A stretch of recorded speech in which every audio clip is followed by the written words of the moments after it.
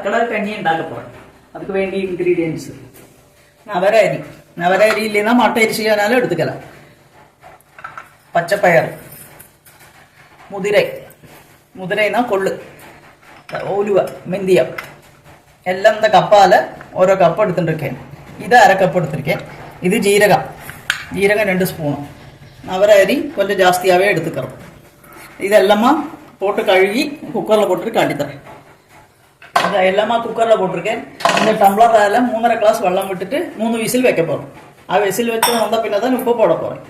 பருப்பெல்லாம் வந்திருக்கோ பாருக்கணும். சரி, நீ வச்சுட்டு காமிச்சிக்கலாம். இதில் 3 விசில் வரணும். வந்துட்டு வெந்திருக்கோ பார்த்துட்டு அதில் உப்பை போட்டுட்டு கொஞ்சம் கூடயும் வைக்கணும் வெள்ளம் விட்டுட்டு. அது வெந்திருக்கோன்னு நமக்கு பார்க்கலாமா?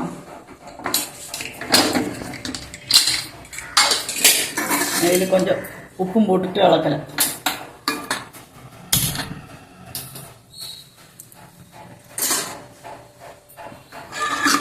நல்லாவே வந்துடும். இந்த നവര അരിശിക്ക് നല്ല മെഡിസിനൽ വാല്യൂ ഉണ്ട്, നല്ല ഔഷധ ഗുണമുണ്ട്. അത് കാരണം കർക്കിടക മാസം കഞ്ചിയിൽ നവര അരി പോട്ട് കുളിച്ച് ரொம்ப നന്നായിരിക്കും. ഹെൽത്ത് ரொம்ப നല്ലത്.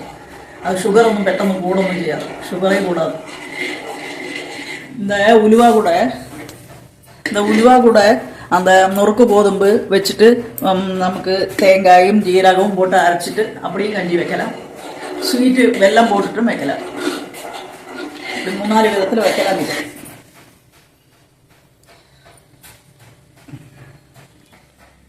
இதில் நெய்யெல்லாம் விட்டுட்டு சாப்பிட்டோம்னா நல்லா இருக்கும். நெய், தேங்காய் வேணா தேங்காய் போடலாம்.